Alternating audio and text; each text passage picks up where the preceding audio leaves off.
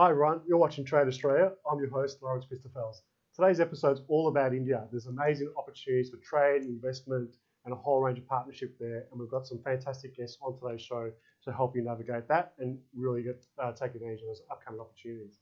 So we're joined by Anoushka Gungadin, who's the CEO of the Australian India Chamber of Commerce. How are you, Anoushka? Good, thank you. Happy to be here. Thanks for joining us. Now, Anoushka, before we kick into the chamber, please tell us a little about your personal background and professional expertise in international trade. Okay. Well, I might start from the time now and move backwards. So I've been in Australia for 7 years, and with a very keen interest in India, but also around emerging markets. I guess that comes from the fact that I lived in China 11 years before coming to Australia. And there I did a lot of work across the European and China trade, working for a French law firm. I'm also involved with a fair bit of work into Africa, being based in Mauritius. So even now I am on a fintech board and we do a lot of work into Africa. And I guess part of what I really love doing, which I try to do through the different hats I wear, is a focus on building gender balance and empowering women. So, that's relevant in a lot of the emerging markets. But for the work I'm doing has a big focus between the Australian. Fantastic. Look, there's a wealth of expertise there, so it's a real pleasure to have you on the show. Thanks, Anoushka. So tell me about AICC and some of the initiatives and how you help Australian companies really navigate India as a market.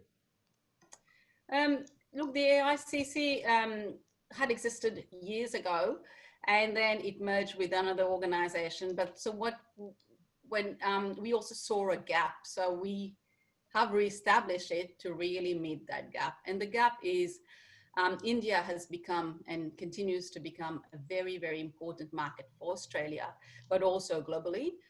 When you look at the population size, the demographic of the population, the size of the market, and our geographical locations, Australia and India have got a lot to do. But at the same time, there was a gap in the market to be able to build capability and as well as literacy about how Australian businesses can engage and unlock some of these opportunities. So a group of business people got together to serve the business people. Yeah. And that's really the people behind the Chamber of Commerce. So we really are a business to business focused organization. We also work with government. Obviously, we need to have that partnership. We exist, I guess, to build India literacy. So why India? What are the opportunities in India? What are the big stats? But we also go a level deeper, which is extremely important for us. It's around the India capability. So this is what we call How India at the Chamber of Commerce. And we run a number of initiatives around the How India, including a How India webinar series that we have been running, of course, post, with the coronavirus. Yeah. It allowed us to, everyone is digital now, so everyone is accessible. And we have been running these How India series online, while last year we were doing it more face-to-face and in a roundtable, small group organization. So we do that capability building, India literacy.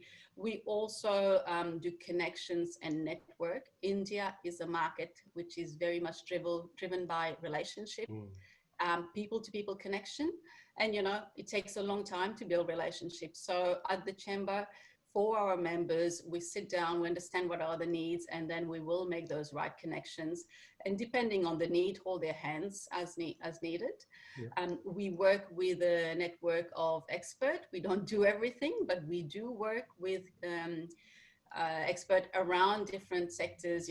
Our foundation members, which is probably our most popular membership, which is limited to one company per industry vertical. Okay. There we are building some of that capability. So you will have a law firm, you will have a bank, you will have, everything you need in terms of getting a business ready to succeed in India.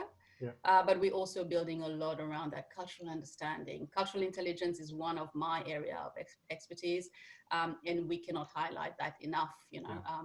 Having seen so many trade, so many JVs, so many partnerships, go very, very far only to fail because of a simple cultural misunderstanding. So it's extremely relevant, and we are making sure our members get that knowledge and get that exposure.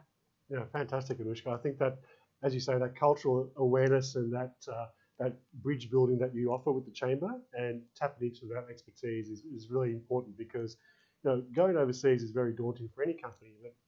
India is one of those markets where it has so many opportunities, but it is almost extra daunting compared to some of those other markets because despite the fact that there's a great synergy between the cricket and the sport and even the colonialism when it comes to the legal systems and that type of structures, there is so many nuances, even from state to state across India, that you need to be aware of. So what you're offering there is really important, really valuable, and can make or break the difference in success. So congratulations on all the work you're doing there. Something that you touched on there, Anoushka, I wanted to ask about, especially with all the, let's say, the new shifts and the new global supply chains. In your opinion, what are some of the market or industry sectors that Australia should be really tapping into now? Which verticals should they look towards for India? The India economic strategy that was launched by the federal government a few years ago highlighted a number of sectors, and the flagship sector is the education sector. Okay. That's our largest export. Of course, at the moment, that's an industry we need to really look at and how we need to shift and continue to service. So I would say education continues to be very important. And added into this now is the vocational training as well, which before, probably when we know India, every parent wants to send their children to learn to become a doctor, a lawyer. That's such a part of the Indian culture. But now we know there is a shift and there is a need for semi-urban cities. There is a need for what we call tradie, and we do very well in Australia. So we're seeing a demand shift there. It's not quite as big as what we expect the brand Australia to mean for Indian people, which is around university, tertiary education, but that's expanding. So education continues to be important. EdTech, the gamification of education. So those are industries within the education sector that we're seeing changing. And then there is a number of other ones, such as agribusiness, energy, tourism. I think that one we need to relook again because of travel and how we are traveling. Yes. But I've been talking to an organization that is now looking at doing e-tourism, Right, so okay, that's yes. interesting. Yeah. Can't share very much. It's still very early, but there you go. There is so much innovation happening. Mining and resources is another area. Just this week we ran our first series out of 4 on mining and resources. And we know critical mineral is one of the agreements that our 2 prime ministers signed in their MOU in June.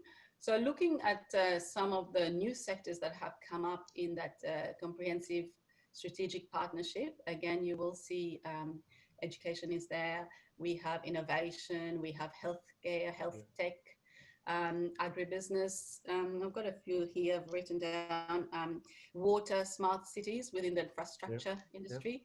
So those are, there is no shortage of industries to go. And I guess what we see is really Australia having the capability, having the know-how, having the technology to be able to speed up what India is ambition.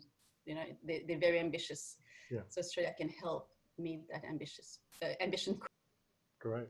No, that's good. I think there's so many there's diverse sectors there, and I know that a lot of those are service or R&D or technical based, whether it's education or transfer of expertise across those water and agribusiness sectors.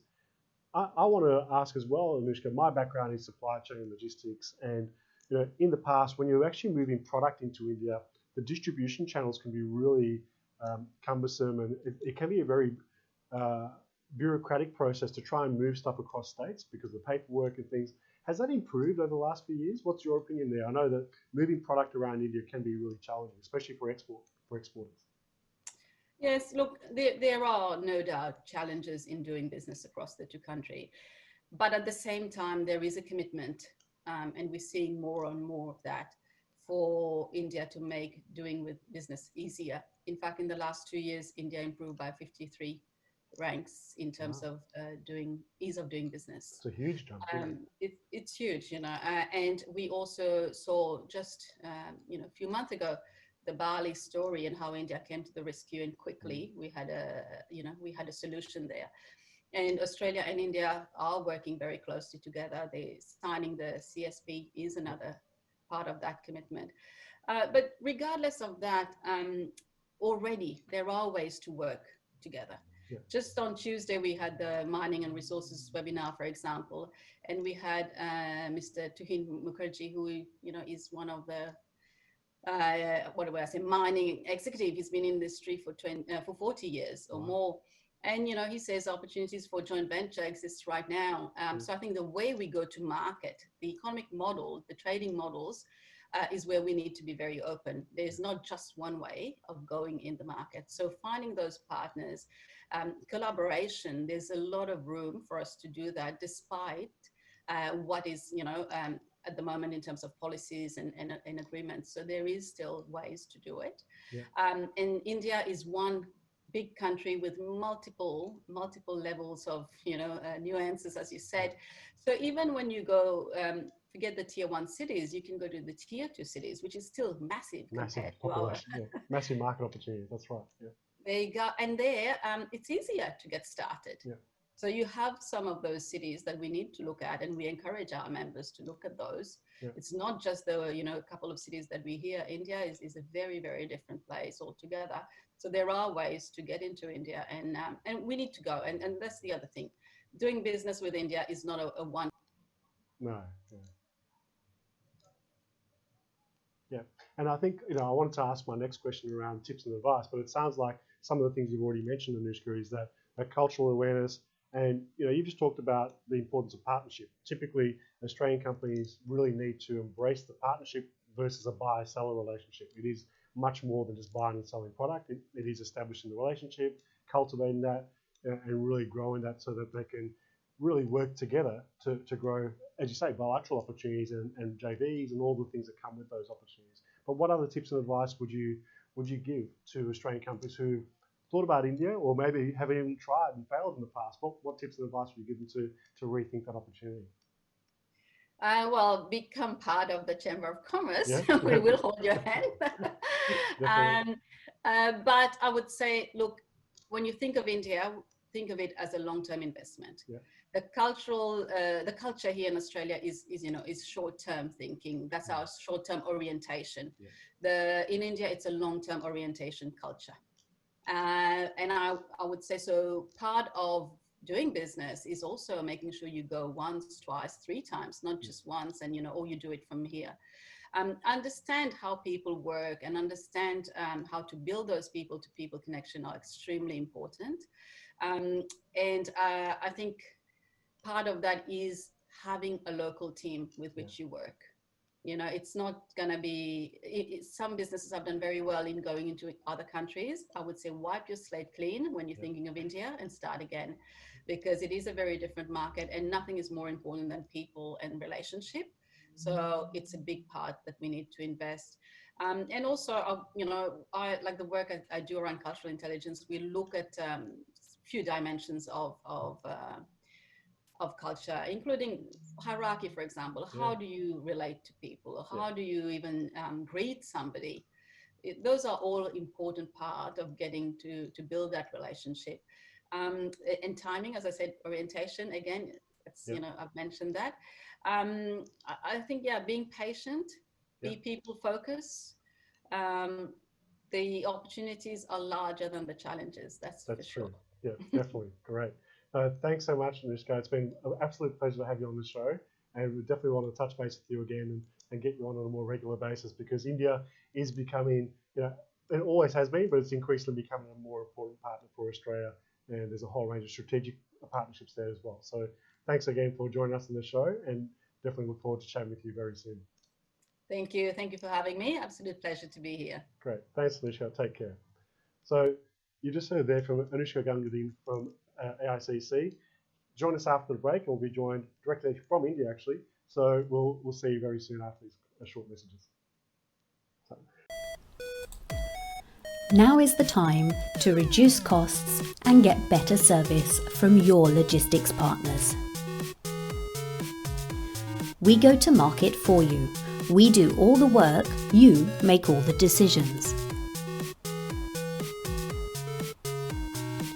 First, we review your requirements, customized to your business. Then, we design your tender documents, RFQ and submission templates. Next, we put it out to market, to suitable service providers only. We analyse and score the submissions using a weighted scorecard. We shortlist the best candidates specifically matched to your needs. We invite presentations from the candidates. They compete for your business. You select and enjoy the benefits, including KPIs and SLAs. We offer fixed price programs starting from as little as $5,000. When did you last compare your service providers?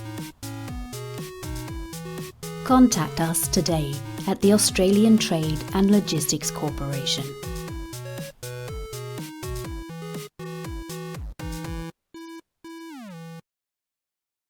Welcome back, everyone. You're watching Trade Australia. I'm your host, Lawrence Christoffelsz. As I mentioned at the start, today's all about showcasing all the amazing trade and investment opportunities between Australia and India. And now I've got the absolute pleasure to be joined directly from India by Mohit Singla, who's the chairman of the TPCI, the Trade Promotion Council of India. Thanks so much, Mohit, for joining us all the way over across. Thank you so much. Great. It's a pleasure. Great. My pleasure to have you on the show. So, Mohit, can you please tell the viewers about TPCI, Trade Promotion Council of India, the programs you run and how you're so important to support those initiatives across India and all other markets? Sure. Trade Promotion Council of India is a chamber of commerce, and it is specializing in promotion of foreign trade between India and other parts of the world.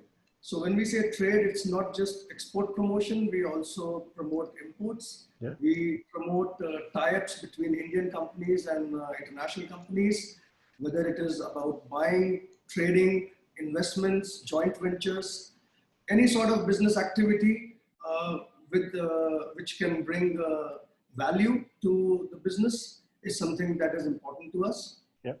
And that apart, we are organizing a lot of export promotion events all over the world with a special focus on food sector, which is the core of TPCI. Right. So Okay. we take a lot of Indian delegations over to overseas markets, to trade shows, for trade missions, and we organize buyer-seller meets and create platforms for engagement of Indian industry and their counterparts. We are also working with the foreign embassies in India and receiving their delegations, organizing buyer-seller meets for them in India so that the industry can identify business opportunities and negotiate them well. Fantastic. So you're really sort of supporting all that, the navigations and hand-holding companies to make a successful partnership.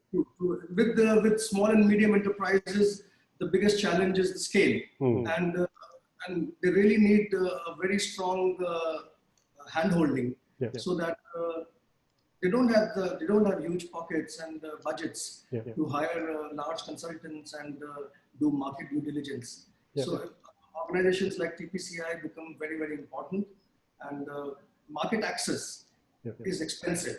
With the government support and institutional support from organizations like ours, it becomes a lot more easier for a smaller company to explore to new markets. Yeah, that makes a lot of sense, Mohit. So if you're going to go to a trade delegation, let's imagine there's 10 food exporters out of India. If they want to come into a market like Australia, instead of trying to do all out of their pocket by one company, they can collaborate and collectively come to a trade show with TPCI and showcase as a group or as a cluster. That makes a lot more sense.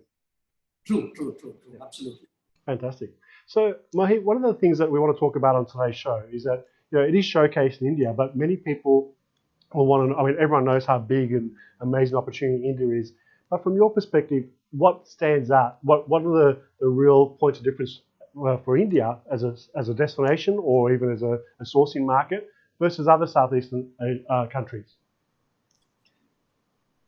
Well, the first and the most important difference between India and other South Asian and ASEAN markets is the size. Yeah. we are a really, really huge market, and not just a huge market, it's a very diverse market. So our markets, I would say we are 34 countries in one country, because every state is so huge in size. The culture, the people, the language, the food, the thought process, the likings, everything is very, very diverse. Yeah. So that's the most important, striking, differentiating factor between India and other markets, which is also an opportunity for suppliers, because it brings a lot of range. Yeah. So this is a market where you can buy a $5 whiskey and there will be a customer for it. Yeah. And there is also a customer for a $50,000 whiskey. That's true. Yeah. So it's a lot of market segmentation there. So it's, market segmentation is very, very diverse, Yeah. is very strong. There is a possibility for every kind of product at any given price point to have a customer base in India. And you can have a sizable volume in every price segment. That's also something very, very important. So you're not looking at a small segment in a high price sector, a small market for a high price product. Yeah. It's also equally huge. Yeah. At the same time, India has also emerged as a very, very strong service-based economy.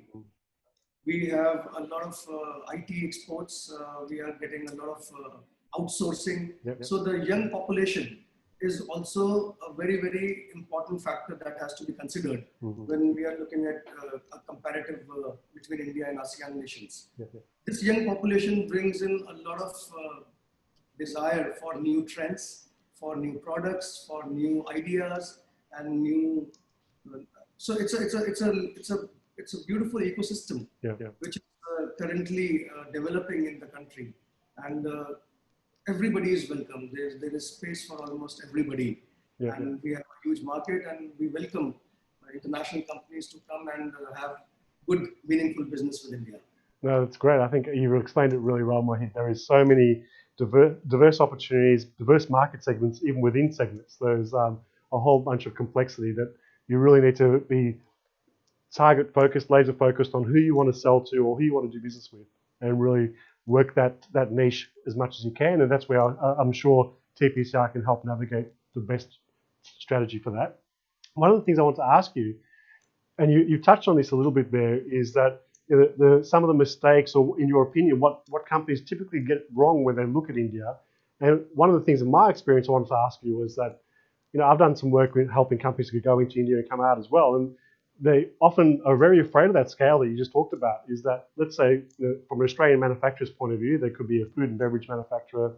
Their scalability, if they succeed very rapidly and they get a great take-up, which is what you want, there is a serious risk of being not able to supply. So because of the massive population, the massive scalability of India, many companies haven't gauged that properly, or they really have to start to target their strategy around that to match their saleability and the scale to the right partnership over there. Do you agree with that? And what other tips and advice, or what other mistakes are often commonly done?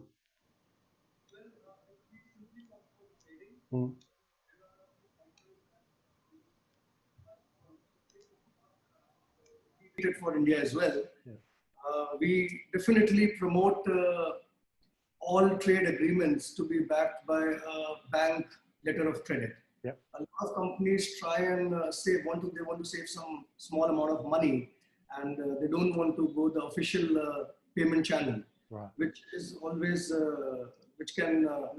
risky, and one should try and avoid it. Have more legal letter of credit based transactions as much as possible. We should also avoid dealing with middlemen. Right. So I personally feel that the credibility of a deal is always taken to task depending on the kind of middleman that is being involved. So if a company wants to export or a company wants to import, in both the cases, the direct customer or the direct partner should be engaged, and a middleman should be avoided. For imports from India, one thing that we always caution to all our foreign partners is to take into account the time for the transportation and the port formalities. Such a large country, there are a lot of, there can be some sort of issues with your, if you're too tight on your schedule with regards to delivery of the products. So one should not be very, very optimistic and do a proper due diligence with your custom partners and your freight forwarders so that the products are not delayed. Yeah. One very, very important advice that we have for all the foreign companies is please do not look at India as a market to just sell.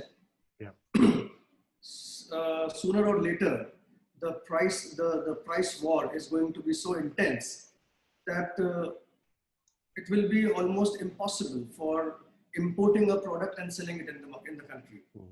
And look at some, if we look at some really big success stories, especially from companies from Germany, they have strategized their presence in India with part manufacturing and part trading. Right. Now that's a very, very important strategy. Yeah. And they have been able to capture a huge segment of the market. And they are able to cater to diverse locations, interior locations, just because they were also manufacturing within the country. It is just not possible for an importer to cater to the demands of a running product by simply importing it. And there will be some day when the product will become uncompetitive and there will be lack of buyers. Yeah, that's really valuable advice and often not explained as well as you just explained it, Mohit. I think companies, they, as you say, they look at just selling product just like any other market, but if they can create a true JV partnership there or a value-added process with local companies or even their local footprint in India, they can springboard much faster and scale much faster into the Indian market. On this note, I would also like to bring to your notice that TPCI will be very soon launching a specialized joint venture show. Oh, great. It will be a platform which will invite international companies who have interest with India. Yep. It can be having expansion of business in India or attracting investments from India. Great.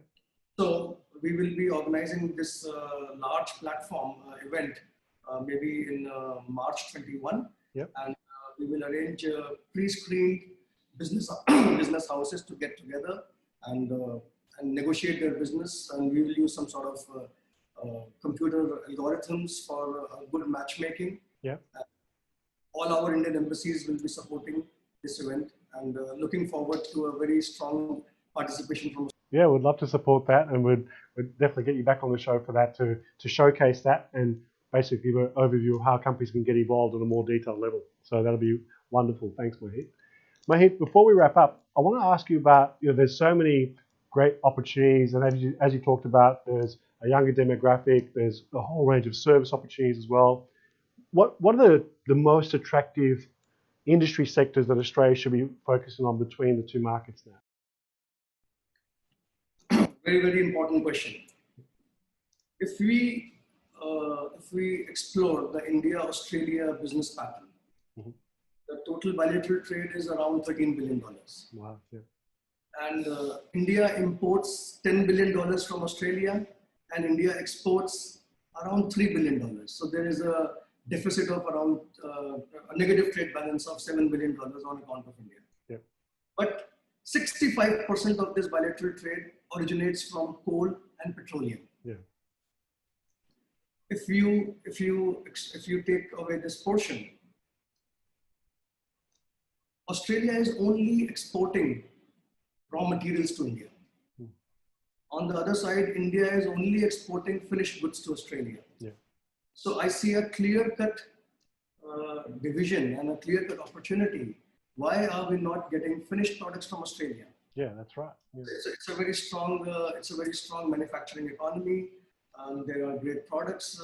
There is a great desire for technology in India, and I see this is where the opportunity is. Yeah. I mean, why we are only buying minerals and fuels and petroleum and coal from Australia? We should have more value-added products.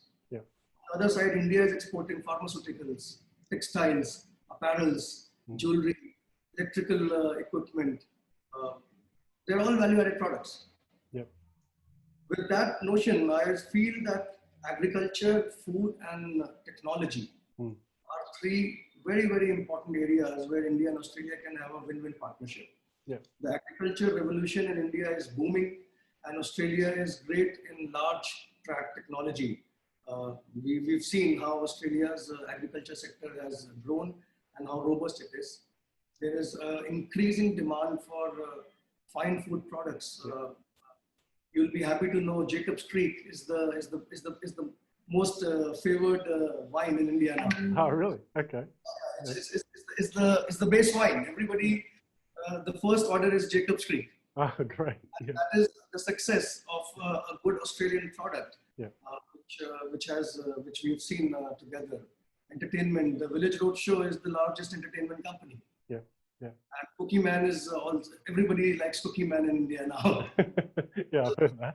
Yeah. These are very important success stories that Australian companies should look at and be inspired from. We really need a lot of technology, a lot of partnerships, and a lot of products which are for the discerning audience. Our population is growing and the needs are increasing, and they are more and more global by the passing day. Yeah. Yeah. So I really feel Australian companies should look at food, agriculture, and technology as the most important sectors for association. Fantastic. Thanks, Mohit. I think that that's great advice and really good explanation about why those sectors are emerging and why they're so important. I think that in the past, companies had been a bit daunted by the bureaucracy and the distribution channels and trying to navigate the import duties and so forth with India. But I know we had Anoushka on from the Australian India Chamber of Commerce just before you on this show, and she was talking about how over the last few years, India's jumped 53 places upward in the ranking of ease of doing business. So it's learned from that, and it's improved the way that companies can do business in a more streamlined fashion when it comes into the market. So it definitely showcases that organisations such as yours, TPCI, are working with the Indian government to try and make it easier for companies to do partnerships and do JVs and even get their products into market. So it's a real testament to what you and the government have been doing over there. So congratulations on that. So Mohit, just it's been a real pleasure to have you on the show, and we would definitely love to get you back on a regular basis. We definitely want to talk about that showcase in March 2021 with the new platform, with the virtual. Is it a virtual platform that you'll be doing? Yeah, it's a virtual platform. Fantastic. Yeah, we'll definitely love to chat with you on that, and we'll look forward to having a regular dialogue with you, because there is so much to really talk about, and maybe even an industry sector-based type of conversation where we can drill a bit further into some of those discussions in the future. So thank you so much for joining us, and great. Look forward to keeping in touch, and stay safe. We'll speak again very soon. Thank you so much. Take care. Bye. Bye. Bye. Do you know the real impacts of your products and supply chain?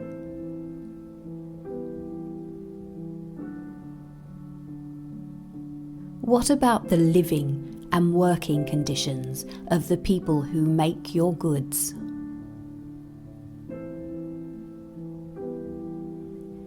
Companies must now comply with strict modern slavery laws across the globe.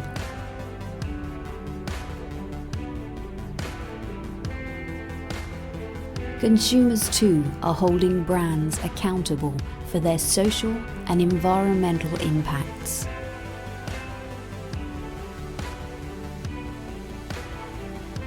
ATLC is the exclusive representative of the Ethical Trade Alliance in Australia and New Zealand. We can help you take control of your supply chain, modern slavery auditing, sustainable procurement accreditation, sustainable freight and logistics programs.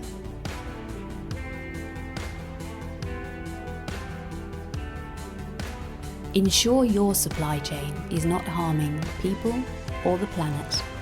Protect your brand reputation and do the right thing.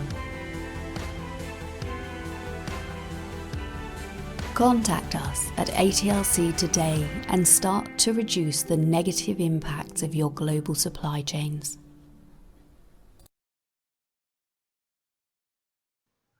Welcome back, everyone. You're watching Trade Australia.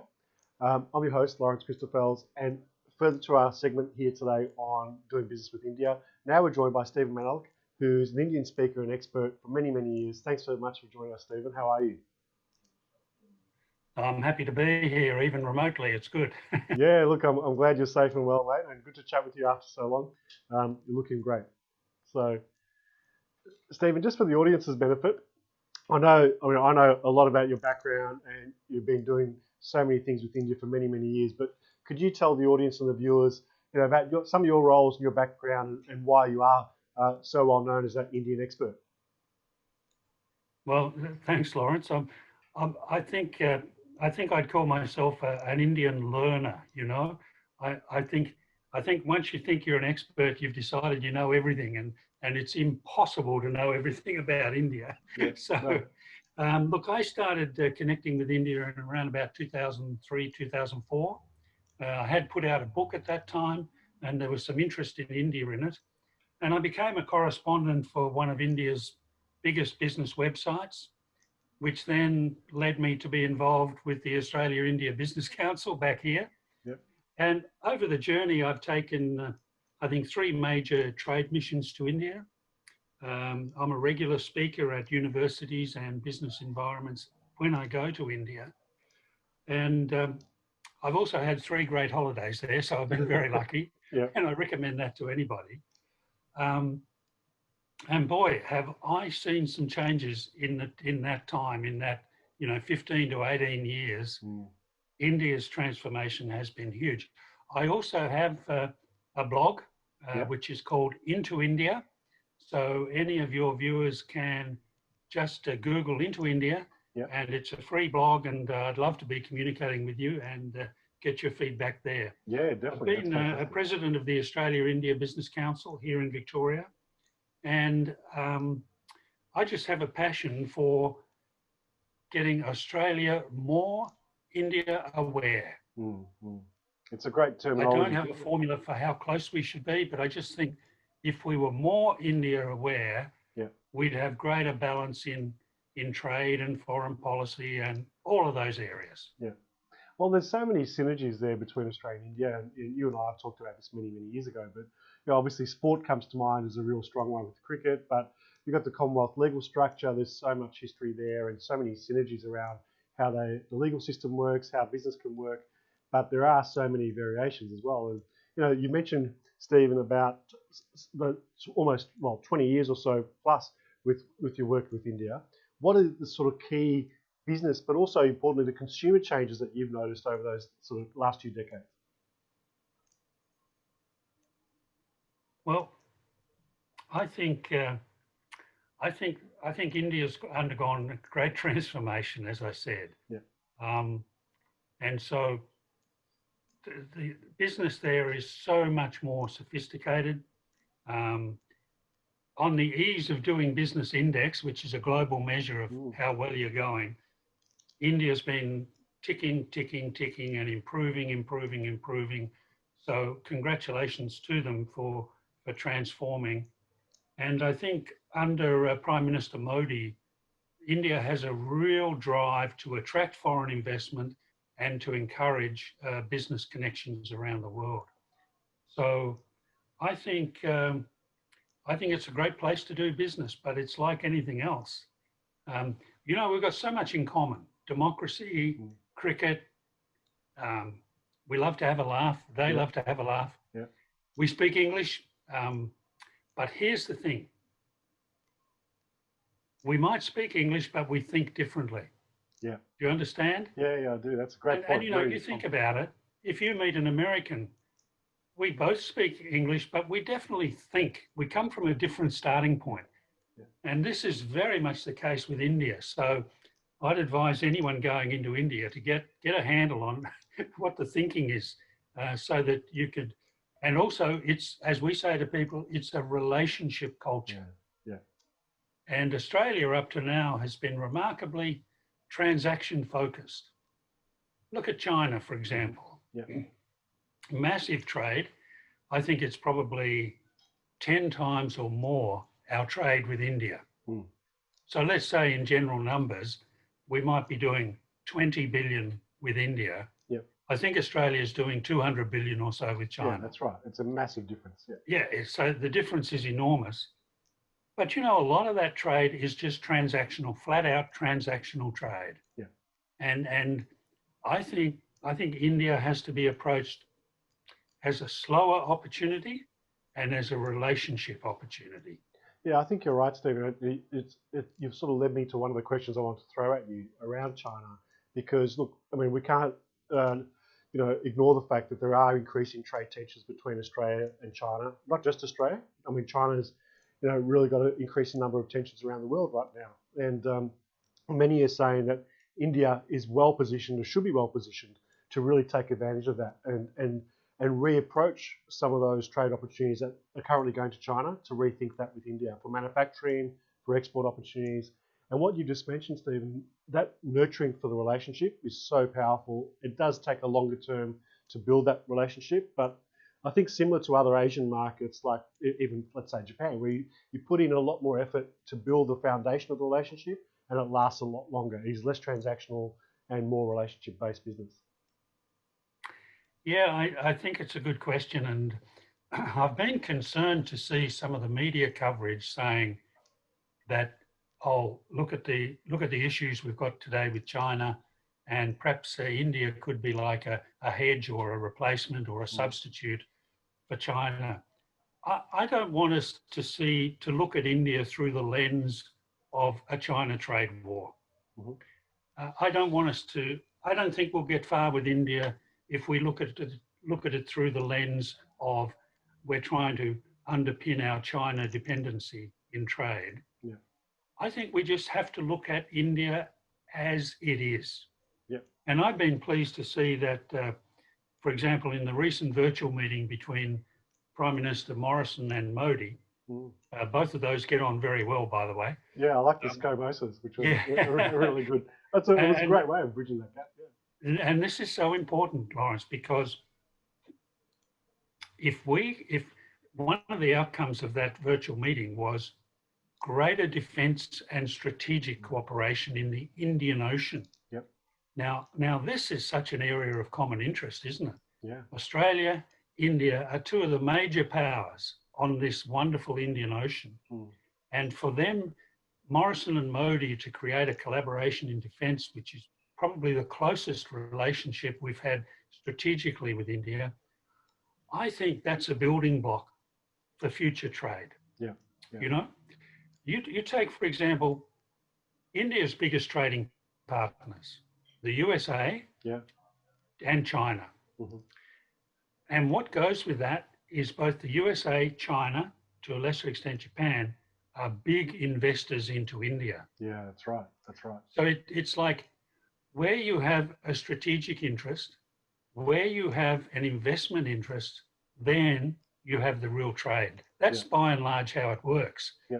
China was a bit of an exception, wasn't it? In that it kind of 20, 30 years ago, it kind of came from nowhere and suddenly it wanted to buy everything from us. You're right. So you're right. Yeah. It's not going to be the pattern with India.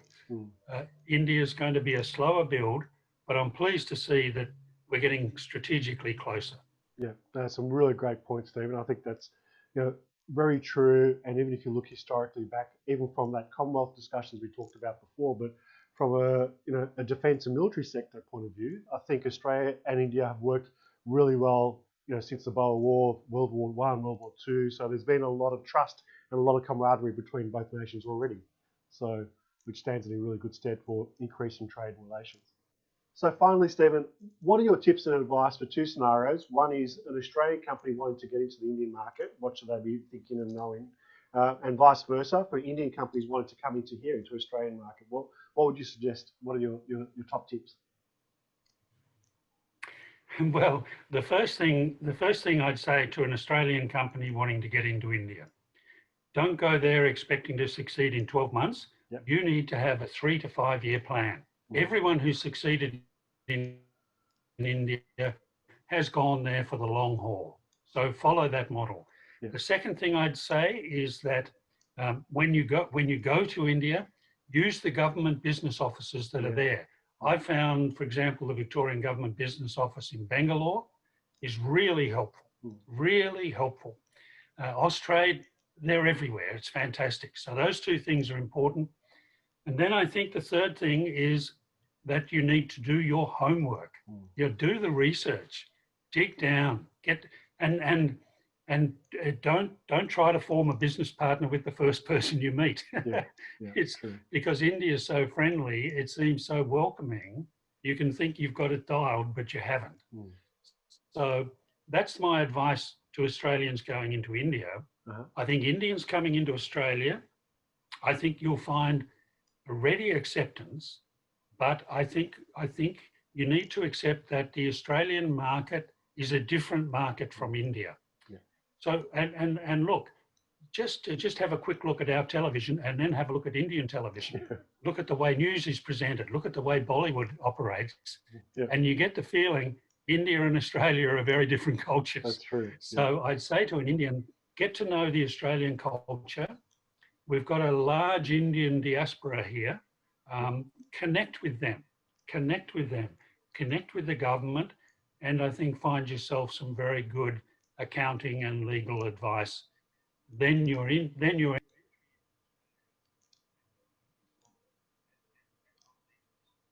Yeah, no, really great words of wisdom there, Stephen, and I appreciate you sharing that with us and the viewers as well. So thanks so much. Always a pleasure to chat with you. Thanks for taking the time to be on the show, and we look forward to staying in touch.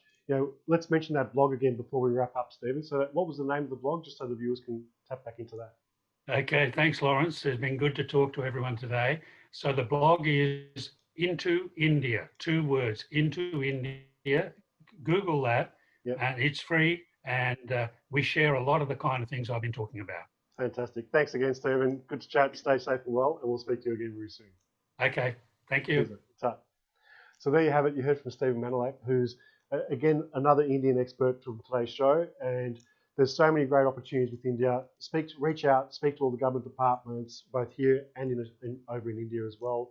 They can help you navigate. There are experts all around you, and it is a market that is just, getting bigger and better and brighter all the time. So thanks so much for watching today's episode of Trade Australia. Look forward to seeing you again next week, and speak to you soon.